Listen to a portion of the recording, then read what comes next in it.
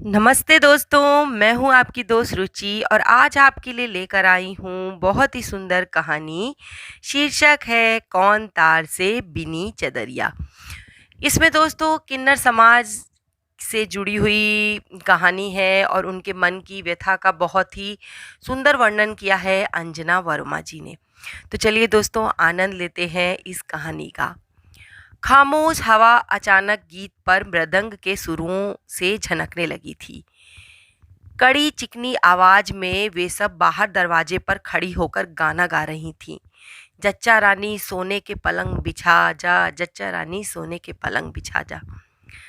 सुशील के साथ किरण ने खिड़की की दरार से बाहर झांका। ऐसे तो किरण समझ ही गई थी कि ये आवाज किसकी है, कौन आया होगा अभी, या कौन आ सकता है इन दिनों।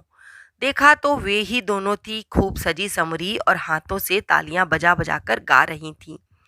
चेहरे पर पूरा श्रृंगार, काजल से भरी आंखें और ललाट पर बड़ी सी बिंदी, नाक में लौंग, कानों में लटकते हुए झुमके, गले में मोतियों की माला, मांग में सिंदूर और खूब चमक दमक वाली सितारों जड़ी साड़ियां।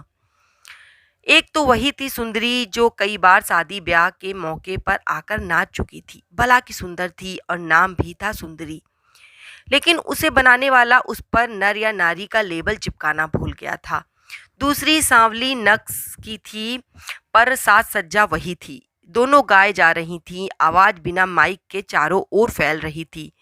एक मृदंगिया उनके पास ही खड़ा मृदंग ठनका रहा था। उनका गीत कुछ देर तक चलता रहा। किरण सोच रही थी कि बाहर जाए या ना जाए। बाहर तो निकलना ही था, पर कैसे? इतना नहीं लेंगी वाले आक्रमण से निपटने की हिम्मत जुटा रही थी वो। खिड़की के पीछे चोर सी छिपी हुई यही सोच रही थी कि उनका गाना बंद हो गया कुछ समय के लिए, कि फिर फिजा खामोश हो गई थी। मियाँ बीबी दोनों ने एक दूसरे की ओर मुस्कुराते हुए देखा। तभी सुनाई पड़ा कड़ी आवाज में, दोनों में से कोई एक बोली, ए रानी जी, अरे बाहर तो आओ, हम सबको पता चल गया है कि खुशहाली हुई है। चलो नेक निछावर निकालो, पोता खिलाए जा रही हो, जिए तुम्हारा जुग जुग पोता। गाने बजाने की आवाज सुनकर किरण की बहू भी आ गई थी, अपने बच्चे को गोद में लेकर, और साथ में बेटा भी। दोनों के चेहरे पर हंसी थी। मनोरंजन के इस अनोखे सामान को उन्होंने कभी कभी ही देखा था। उन दोनों ने भी खिड़की से झांका। अपनी बहू से किरण ने कहा, बच्चा लेकर मत जाना बाहर। बच्चा ले लेंगी अपनी गोद में तो एक भी नहीं सुनेंगी, अपनी मांग मनवाकर ही रहेंगी और बच्चा जल्दी नहीं देंगी। बहू की हंसती हुई मुख मुद्रा अचानक गंभीर बन गई। फिर सुनाई पड़ा, ए बहू जी। किरण ने झांका। सुंदरी बोल रही थी। बोलने के बाद थोड़ी देर तक इंतजार करती रही कि कोई निकले। जब कोई ना निकला तो किरण और ना सुशीला तो बोली, अरे कुसुम चल गा। और फिर दोनों शुरू हो गईं। सतर्क मृदंगिया के सदे हुए हाथ मृदंग पर चलने लगे। सुरलहरी की छाया की तरह तरह उन दोनों ने आवाज जो थी उनकी गूंजने लगी और उन्होंने गाना बजाना शुरू कर दिया।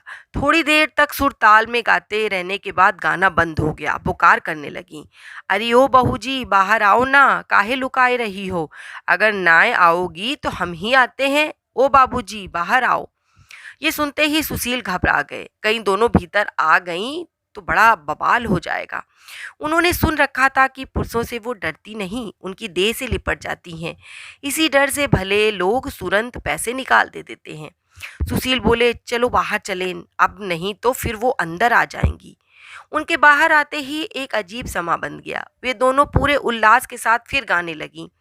स्वर में एक ऊर्जा घुल रही थी, हमें पीर उठती है बालम, हो बालम, हो बालम।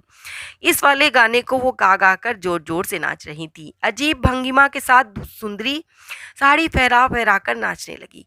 दूसरी ना देखने में सुंदर थी, ना नाचने में अच्छी, फिर भी अलसाई सी इधर उधर हाथ फेंक कर नाच रही थी, जैसे नाचने का कोई उत्साह उसके पास ना हो। गीत खत्म कर दोनों उस दंपति के पास आ खड़ी हुईं। अरे जरा बबुआ को तो लाओ ना, हम भी तो देखें, खिलाएंगे हम बबुआ को, आशीर्वाद देंगे। ताली बजाकर सांवली वाली ने कहा, अरे रानी, जिए तेरा लल्ला, जिए लाख, आशीर्वाद देते हैं। सुंदरी बोली, तो लाओ, दो हमें 5,000 रुपए, कम नहीं लेंगे। बड़ी देर से उनका नाचना गाना देखकर अवाक बनी हुई किरण बोली, अच्छा अच्छा ठहरो, मैं लाती हूँ। मोल भाव का हिसाब बैठाते हुए उसने घर के भीतर से लाकर 1,000 का नोट पकड़ाया तो बात ना बनी। सुंदरी ने या कुसुम ने लेने के लिए मना कर दिया। सुंदरी बोली, अरे अरे ये क्या दे रही हो, कहकर आंखें नचाईं। कुसुम ने कहा, इतने में हम नहीं मानेंगी। सुंदरी ने फिर कहा, तुम्हारे यहाँ खुशहाली है, चलो रानी निकालो, रोज रोज किसी के यहाँ नहीं जाते हम लोग। जब ऊपर वाले ने दिया है ऐसा दिन तो देना ही चाहिए तुम्हें। कुसुम बोली, हम सबको तो तुम्हारा ही आसरा है, आजकल हम सबको पूछता ही कौन है। उसकी आवाज में दीनता खुल गई। किरण ने अपने ब्लाउज में छुपाया हुआ एक नोट और बढ़ा दिया। नोट को थामते हुए सुंदरी ने कहा, कम से कम एक पत्ता तो और दो। उसका स्वर इस बार मुलायम था।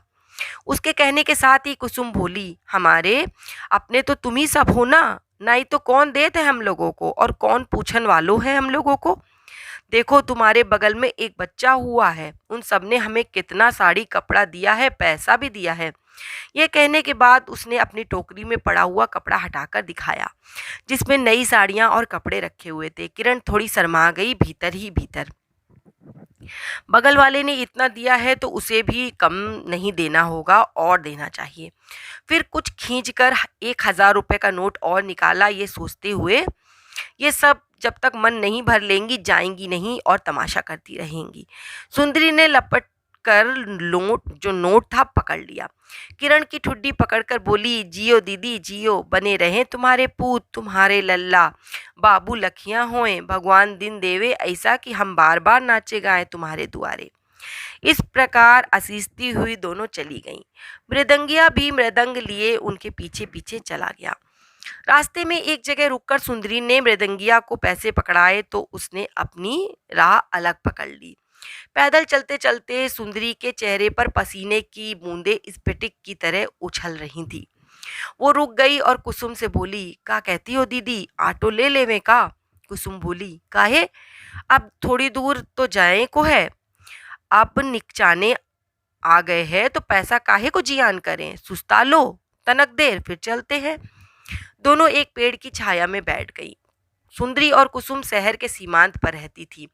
वहीं पर इनके जैसी कुछ और भी थीं जो नाच गाकर अपना जीवन चलाती थी। इनका ना कोई लिंग था ना कोई जाति, सबका जीवन एक सा था, एक सी समस्या, एक ही जीवन शैली। सुंदरी बोली, कल जाना है माई से भेंट करने, कल सवेरे ही निकलेंगे, तुम भी चलियो हमारे साथे। कुसुम कुछ नहीं बोली, चुप रहने का मतलब था हाँ।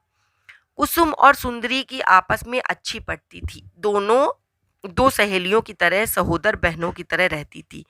रिश्ते में रिश्ता यही था। थोड़ा सुस्ताने के बाद दोनों उठकर चल दी अपने बसेरे की ओर।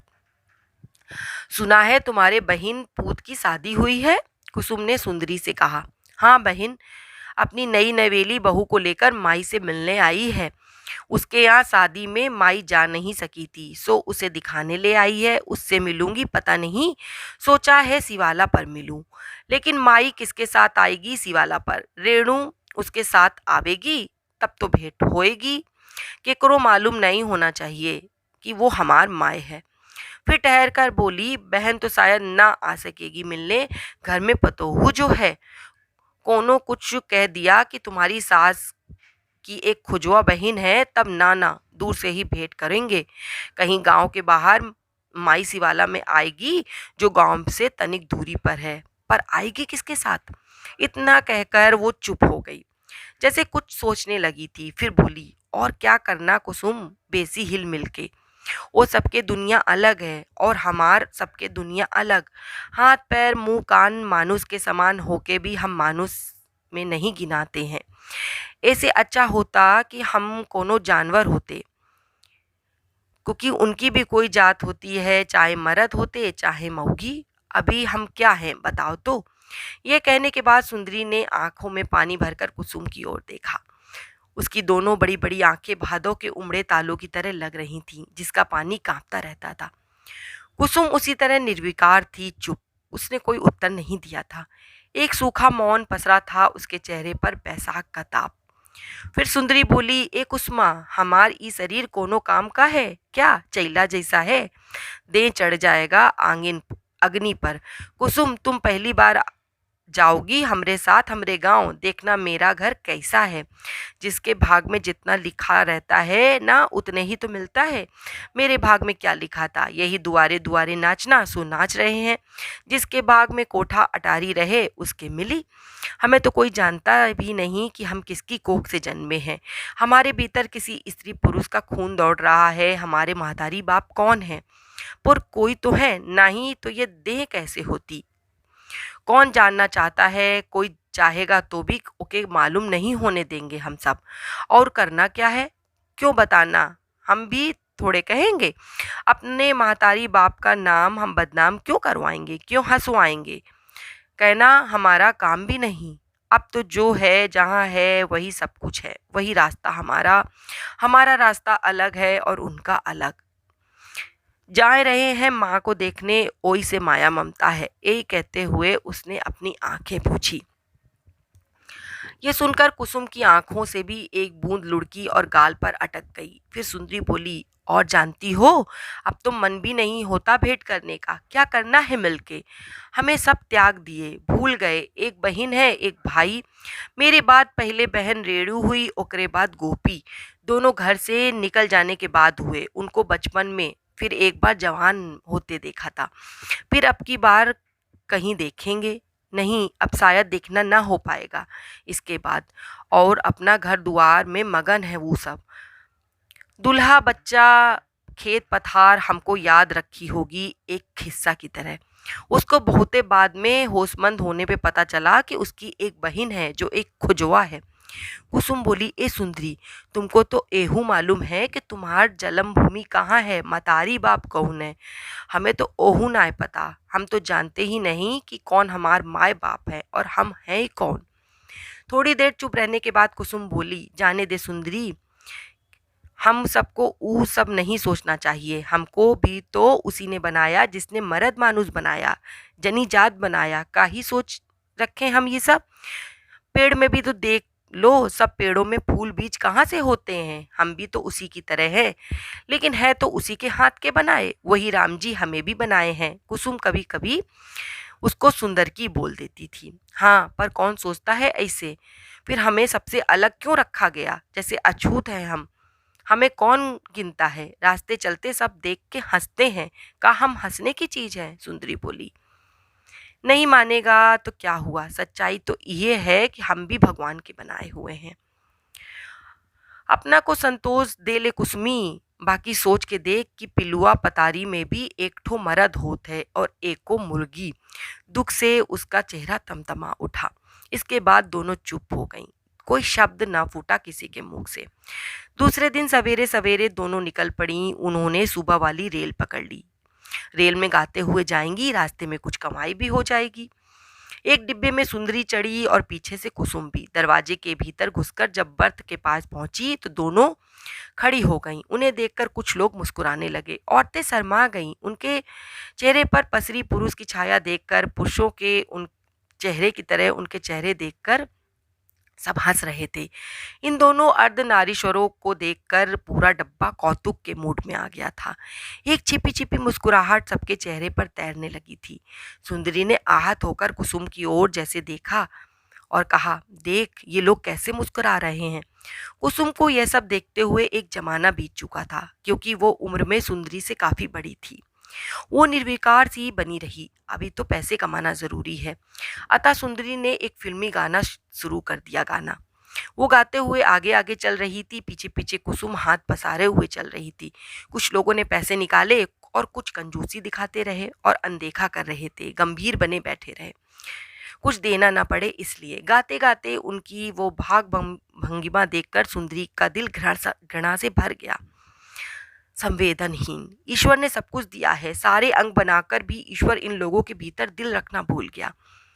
मनतुकिया कुसुम से बोले, कुसमी ये जो मुंह छुपा रहे हैं इसके आगे तो हाथ मत पसारना। लेकिन मजबूरी बस कुछ कह ना पाई। वो देखती रह गई। कुसुम का हाथ उन पत्थरों के आगे भी पसरा हुआ था। नोट सिक्के बटोरते हुए दोनों आगे बढ़ती जा रही थी। डिब्बे का अंत आ गया तो सुंदरी ने कुसुम से पूछा, क्या कहती हैं, आगे चले? ये कहने के बाद उसने अपने नकली उरेजों को आंचल से ढककर हिफाजत से ढक लिया। जैसे कोई स्त्री भी ना करती होगी। ऐसे उसने नारी रूप की बराबरी करने वाली कोई ना थी। कुसुम ने कहा, एक डिब्बा और देख लेते हैं। ये कहते हुए दोनों अगले डब्बे की ओर चली। कुसुम ने डब्बे पे चढ़ते हुए कहा, अब हम गाते हैं। सुंदरी ने पूछा, कौन वाला गाओगी? कुसुमी बोली, झूठ देखो प्रीतिया जगत की। सुंदरी बोली, फिर वही गीतवा। अपन गीत रख अपने पास, भजन सुन के यहाँ कोई पैसा न टसकाएगा। इन सालन के चटकदार गीत सुनब, नैन मटक्का कर तभी मिली पैसा। तू छोड़ दे, हम गीत गाएंगे।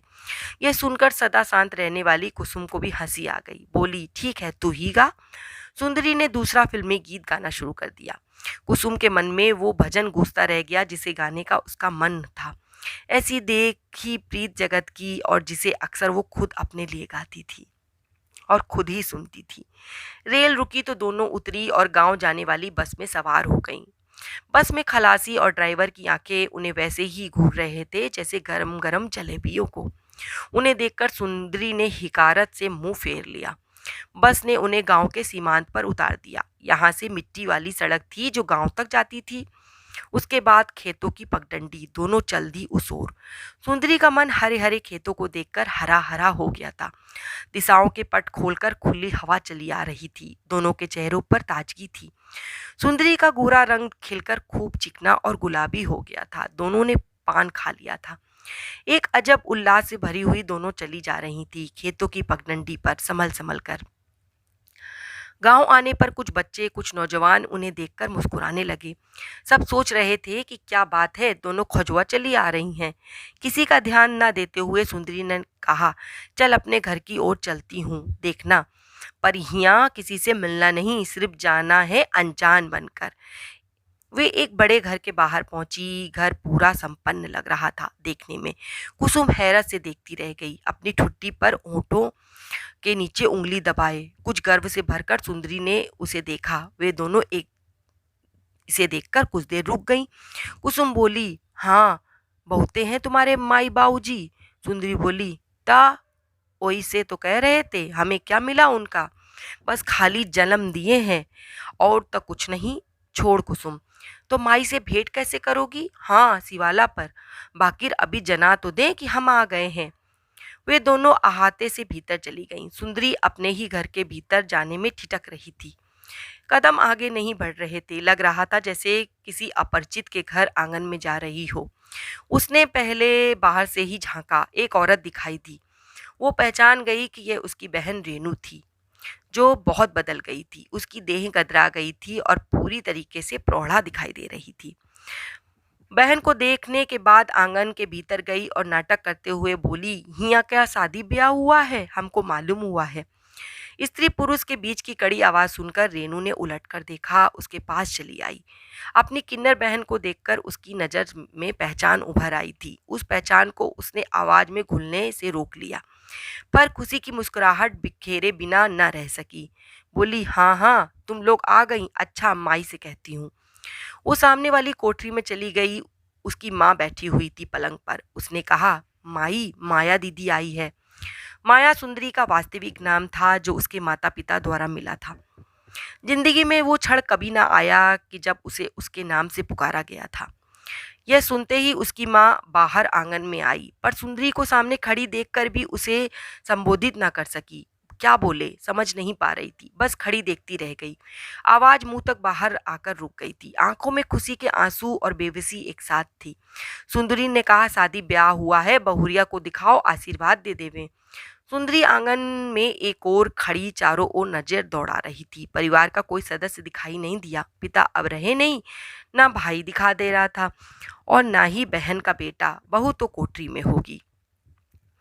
तभी अपनी पायल की झनकार से आंगन को गूंजती हुई एक और से बहू आती दिखाई दी। उसके हाथ में कुछ खाने की सामग्री थी। सुंदरी की माँ का दिल तड़प रहा था कि सुंदरी को कलेजे से लगा ले, बुलाकर भीतर बैठाए, परंतु मजबूर थी। अतः खड़ी खड़ी सारे दृश्य को निहार रही थी चुपचाप। कुछ ना कह सकती थी। नौकर, दाई, नाते, रिश्तेदार सब कुछ छिपे हुए कैमरे की तरह थे। कहाँ क्या क्लिक हो जाए सतर्क थी। दो महरियां आंगन में काम कर रही थी। तभी उनकी नज़र सुंदरी और कुसुम पर थी। वे क्या करती थी, क्या गाती हैं? बहू सुंदरी के पास आई तो उसने कहा, आय हाय, चांद जैसी बहू उतार लाई हो, यही बात बना रही हो बहू को, दूधे नहाए पूतो फले। सुंदरी ने अपना झोला फैलाकर कागज में बंधी खाद्य सामग्री ले ली।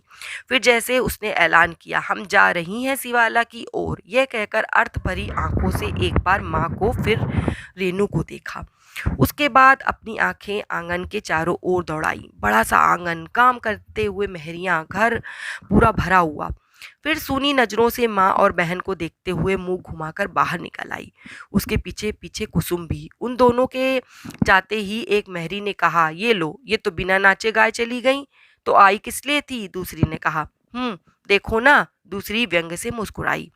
इस पर सुंदरी की माँ ने तड़प कर कहा, बिचारियों ने कुछ नेक निछावर भी नहीं लिया, आई आशीर्वाद देकर चली गई।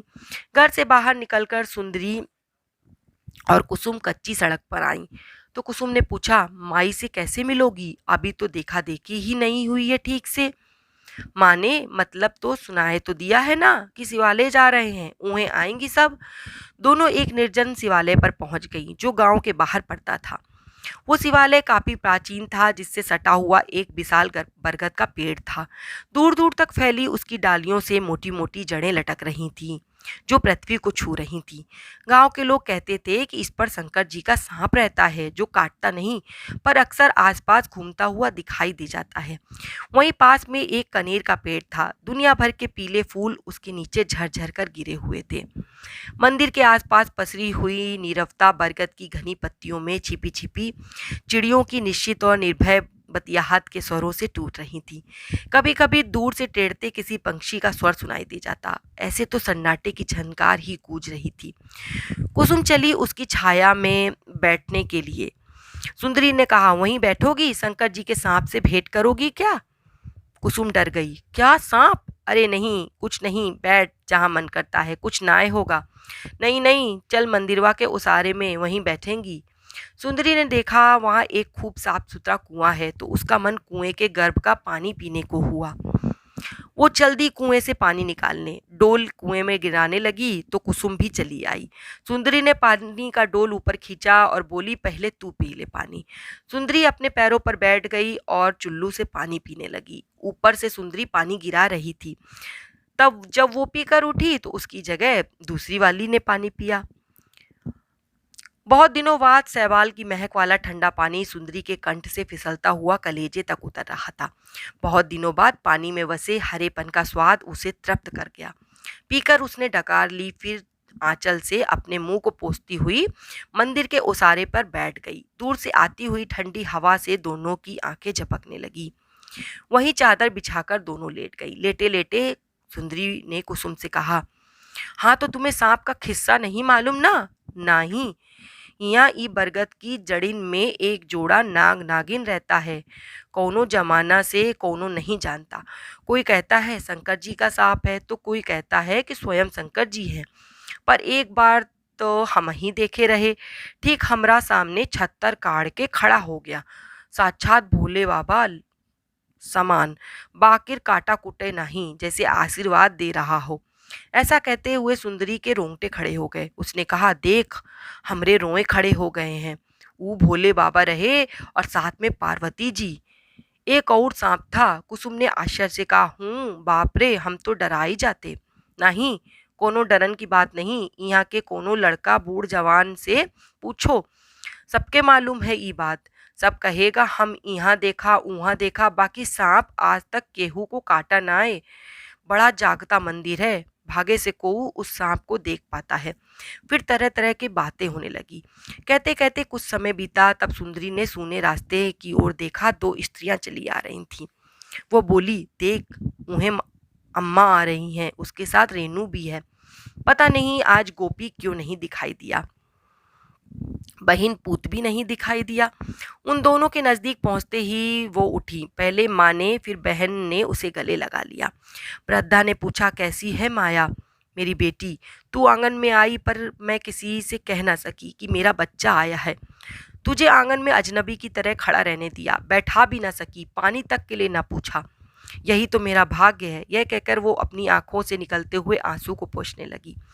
अच्छा अच्छा, अब रोए मत। अभी थोड़ा देर हमारे साथ बोल बतिया ले, रो नहीं, हमें अच्छी तरह से तू जानती है, फिर भी रो रही है। मैं अच्छी हूँ, देखती नहीं? सुंदरी अपनी माँ को मंदिर के ओसारे में बैठाते हुए बोली। उसे बैठाने के बाद उसके बगल में बैठ गई। रेनू भी वहीं बैठ गई, थोड़ी दूर पर कुसुम भी। शायद यह दूरी उसने स्वयं बना ली थी ताकि उनकी आपसी बातों में कोई खलल ना आए। सब खुलकर अपना दुख सुख कह सुने। अच्छा तू अपने बारे में बता, तू इतना दूबर काहे को हो गई है? हड्डी हड्डी तो निकल आई है, सुंदरी बोली। मुझे छोड़ दे, अब क्या करना है मुझे? उठ जाऊं संसार से, अब तो यही चाहती हूँ, जीकर क्या करना है?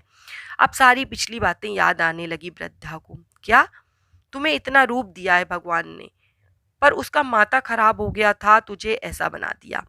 फिर भी जैसी भी थी रहती थी मेरे आंगन में, पर सब उठा ले गए मुझसे छल करके। मैं सो रही थी, हमेशा इसी डर से दरवाज़ा बंद करके सोती थी। उस दिन तुझे लेकर सोई तो आंख लग गई, किवाड़ खुले रह गए, तभी सब उठा ले गए और दे दिया तुम्हें खुजवा को।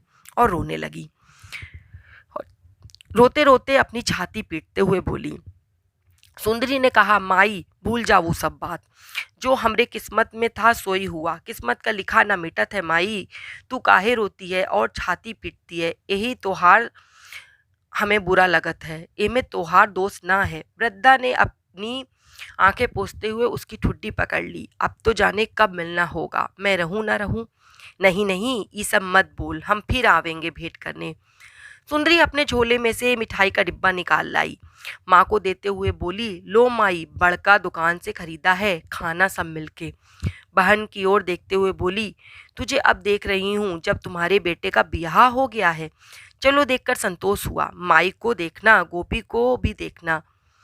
हम तो रमता जोगी संसार के माया मोह से अभी छूट गए हैं। गोपी कैसा है, दिखाई नहीं दिया?